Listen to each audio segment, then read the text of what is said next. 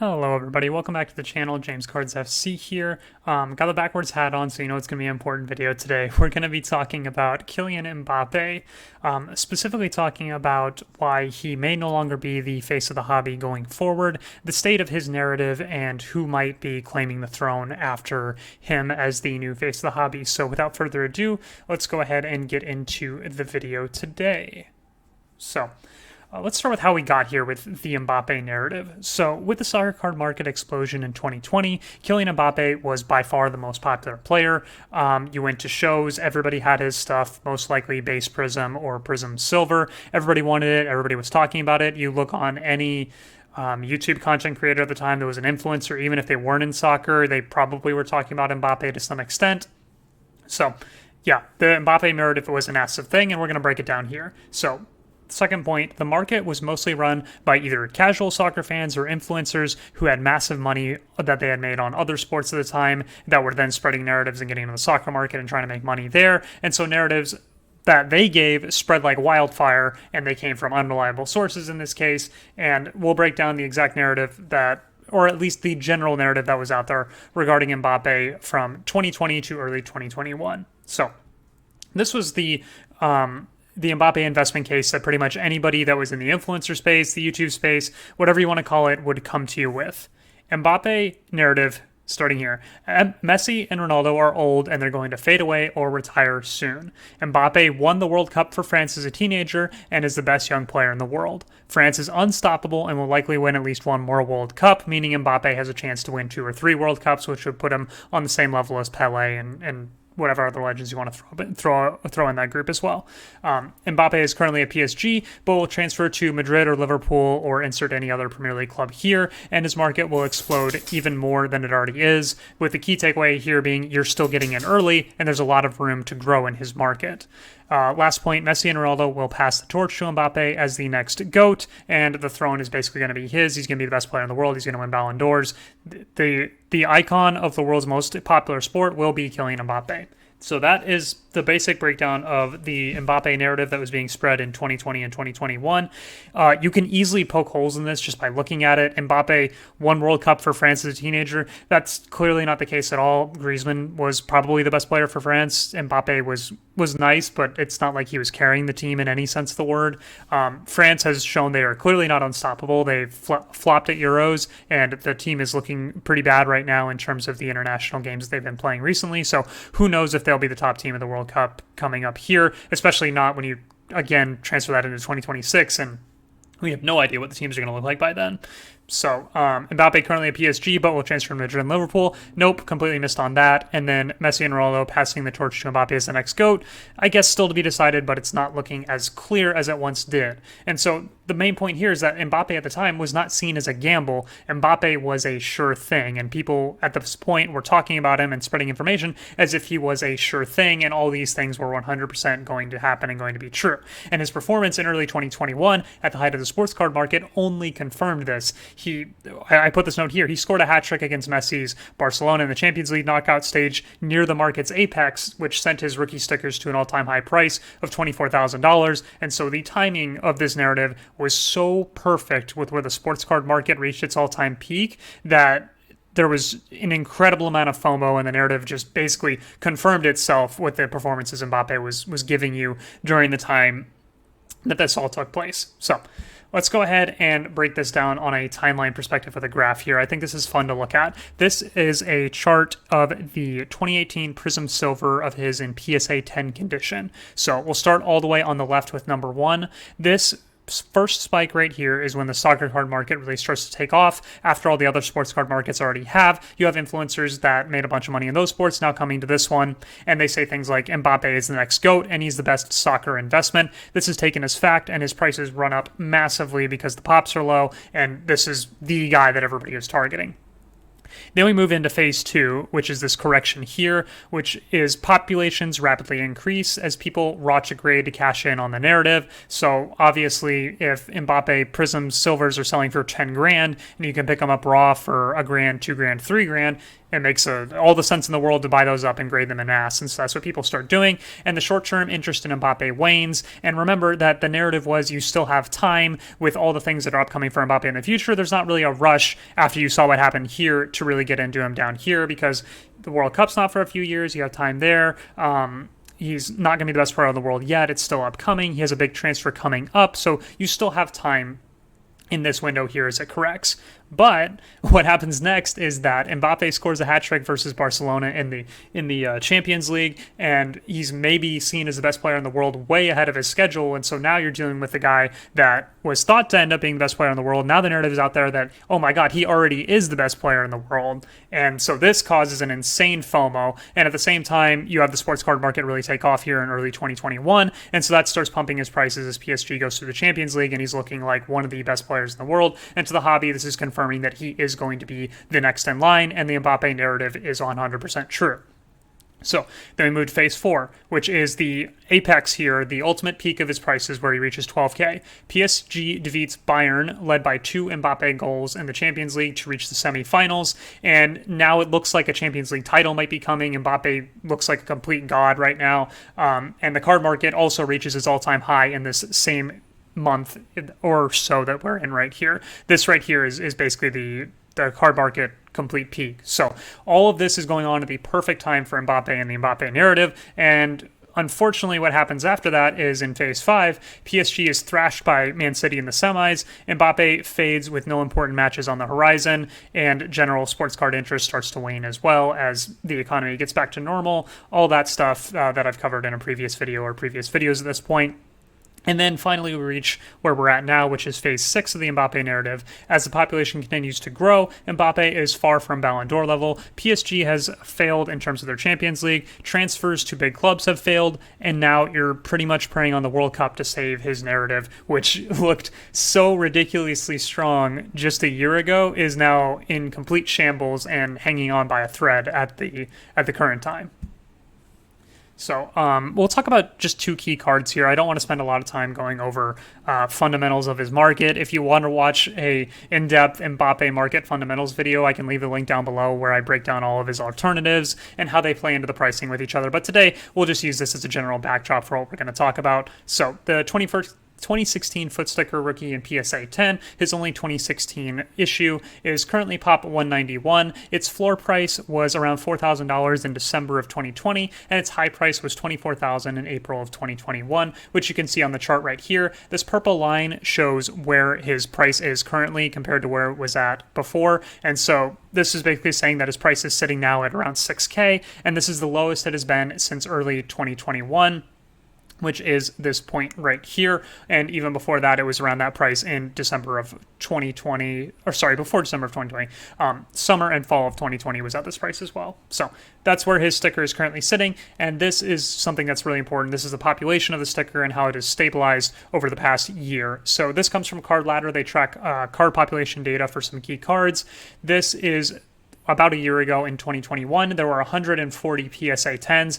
That jumped dramatically as people saw the $24,000 price sale. So they opened a bunch of wax, graded all their stickers, and as we started 2022, we were sitting at, I think this is 189 stickers in PSA 10. So since then, we've only added 2 to the pop report in the past 6 months. So it looks like the pops are stabilizing in terms of getting this in PSA 10. However, the wax is not super difficult to find.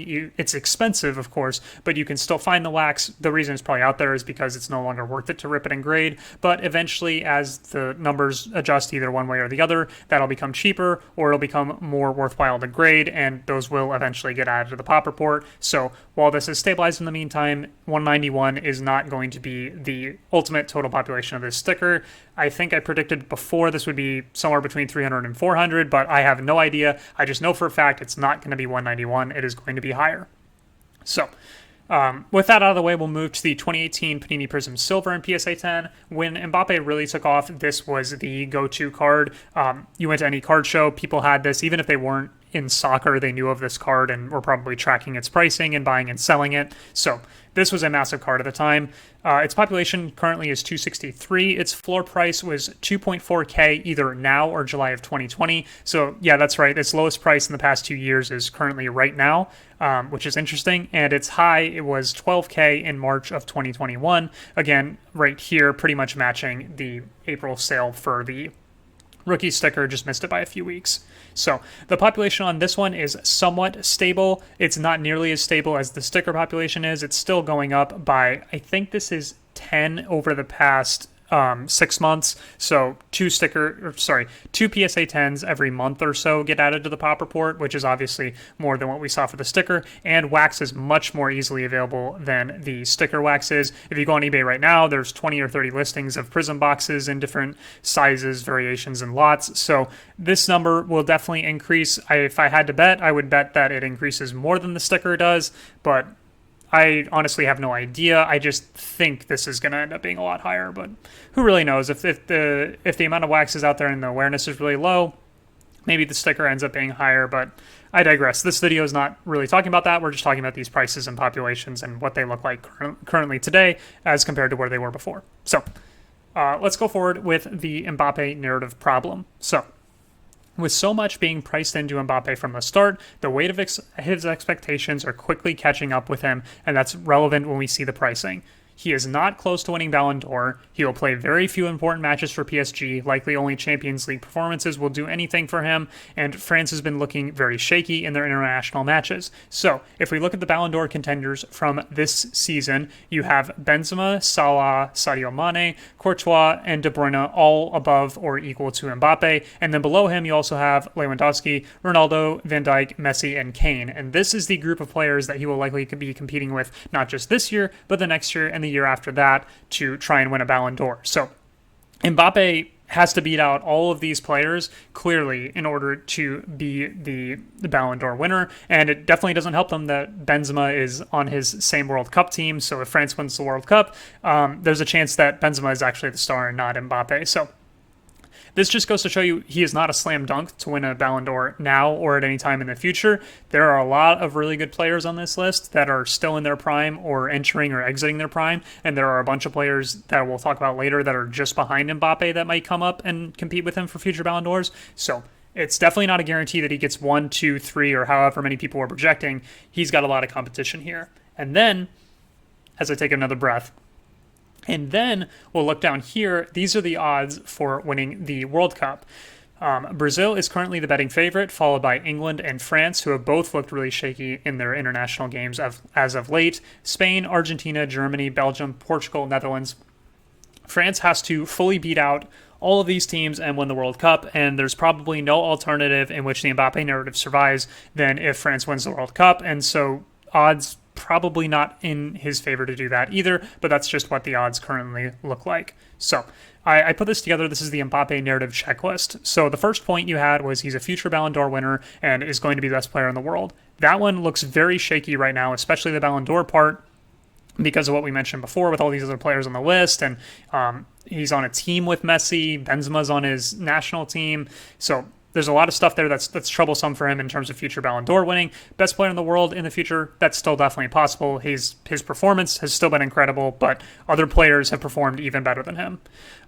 Big transfer to Premier League team or La Liga team, that is a definite no at this point. We're going to have to wait, I believe it's 3 or 4 years until that actually ends up happening, unless he forces his way out. So this has been put on hold for this foreseeable future. And then multiple World Cup wins. That one's looking really scary right now, even though that's the one he absolutely needs to hit on, given that he's very, very, very unlikely to hit on either of these. So, as I say here, the World Cup portion of the Mbappe narrative is the final thread that appears to be holding this together at this point, and if he fails to win the World Cup this year, the same narrative that was spun for Mbappe can be spun for a variety of different players, and Mbappe could give up his throne as the face of the hobby, because the accolades that he currently has, no Ballon d'Ors, 1 World Cup, hyped player for PSG, no Champions League finals. There are a lot of young players that, if they do win the World Cup, will have similar accolades to Mbappe, despite being younger than he is at this point, because Mbappe is no longer a super young player. He is 23, and the players that we're going to be comparing him to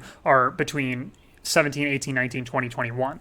So let's move forward into this section where I talk about some of the possible next phases of the hobby. Now, I limited this list to the first 1, 2, 3, 4, 5, 6 or so that I thought have the best chance. Obviously, there are many, many, many more that I could put on a list and you can make cases for, but I think these are the 5 or 6 most likely based on where we are right now and what I understand right now about the market.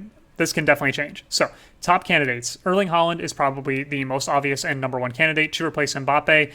He has been the closest to Mbappe in terms of performance, and the move to Man City gives him many opportunities to star. Not only will his Champions League games matter, his league games matter a ton more than they do for Mbappe, and if Mbappe fails with France, then the national team conversation doesn't mean as much to hold Haaland back from Mbappe at that point. And I know we talk about how Haaland's always limited by Norway. That might not actually be the case as we go forward into the future.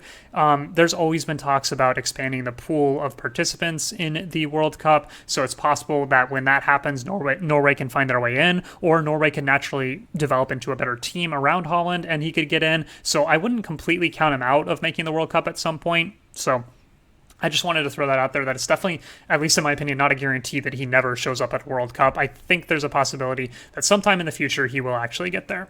So with that, we'll move forward to Vinicius Jr., who is, I would put as next on this list right behind Erling Haaland, and then the rest of them are sort of just pretty far down, but definitely possible. So, Vinicius Jr., he's now a Champions League winner. He's a La Liga winner. He is a top player at a top club. He is not better than Benzema, of course, but it's possible he's the second, third, or fourth best player on that team, and that is one of the top teams in the world. This year, probably the top team in the world, at least, if you just go by who won the Champions League. And he's still only 21 years old, so he is 2 years younger than Mbappe is currently, and he's already done all this. Mbappe doesn't have a Champions League. Mbappe is not a top player at a top club. I'm not considering PSG a top club because they don't play anybody in their league and they haven't won the Champions League or performed well enough at the Champions League like Real Madrid has. So from that extent, Vinicius has those two things above him, at least in my opinion, and Vinicius is younger, and he will be playing for the World Cup favorites, Brazil, coming up in the World Cup in Qatar as we move towards the winter. So if Vinicius Jr. wins the World Cup with Brazil, his narrative actually looks even better than Mbappe's does because he has a Champions League and that spot at a top club that Mbappe doesn't have. I do put here, though, that he might get overshadowed. Benzema at Madrid is the clear better player than him. Neymar at Brazil, depending on what happens, Neymar has a habit of getting injured during international tournaments, so who knows what's actually going to happen in Qatar. But Neymar at Brazil could outshadow him. But neither of those things seem to matter for Mbappe's narrative. Mbappe was not the best player at PSG. Neymar was, when he was healthy at least. And he was the star of the team before Mbappe was there. And then for France specifically, Mbappe was not the best player on the team. Griezmann was probably the best player at that World Cup. So even though Mbappe was overshadowed, the narrative still put him above those other players. So the same sort of thing could happen for Vinicius Jr. Then we'll move into the more long shots of the group. You have Phil Foden. He just recently won top player in the Premier League for the year. He could feature for England at the World Cup, but that squad is so stacked at the forward position, especially with young talent. It's going to be hard for him to be able to get not only starters minutes, but reserve minutes. There's just so many moving parts in that England team. A lot of different choices for Southgate to go to, so not sure exactly where Foden is going to factor into that.